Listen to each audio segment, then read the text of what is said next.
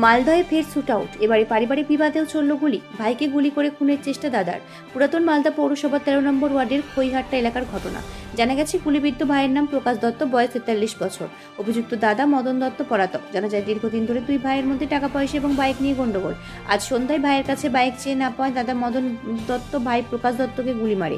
পিঠে গুলি লাগে প্রকাশ দত্তের। আশঙ্কাজনক অবস্থাকে নিয়ে আসা হয় মালদা মেডিকেল কলেজ হাসপাতালে। এদিকে এই ঘটনার পর থেকে পলাতক অভিযুক্ত দাদা। ঘটনা তদন্ত শুরু করেছে পুলিশ, তবে কোথা থেকে আগ্নেয়াস্ত্র তো এখনো জানা যায়নি। মালদা থেকে হরেন চৌধুরীর রিপোর্ট, সি প্রাইম নিউজ।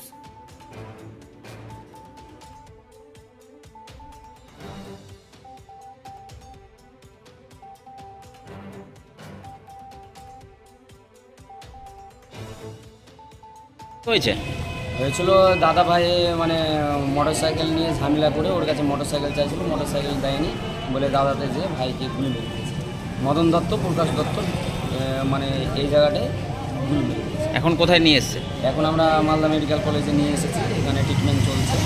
কি নিয়ে গন্ডগোল? গন্ডগোল বাইক নিয়ে শুনলাম। বাইক নিয়ে? বাইকটা কার?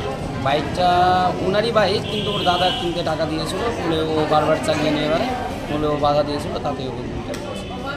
কে কাকে গুলি মেরেছে? দাদা মেরেছে ভাইকে গুলি। পুলিশ ধরেছে এখনো?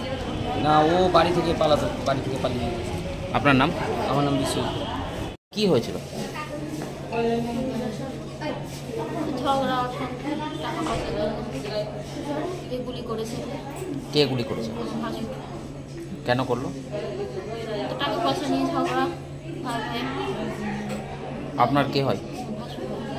আর যাকে গুলি লেগেছে আপনার কে হয়? সামনে কোথায় বন্দুক কোথায় পেলো? বন্দুক লেগেছে হচ্ছে। না, বন্দুক কোথায় থেকে এলো জানা আছে? জানি না স্যার, কোথায় থেকে এসেছে জানি না। কি চাইছেন আপনারা? শাস্তি চাইছি, কি চাইবো? অবশ্যই অন্য লোক হলেও সেটাই চাইতো, আমিও চাইছি। পুলিশ ধরেছে এখনো? না, জানি না হয়েছে কিনা। আপনার নাম? মানসী দত্ত।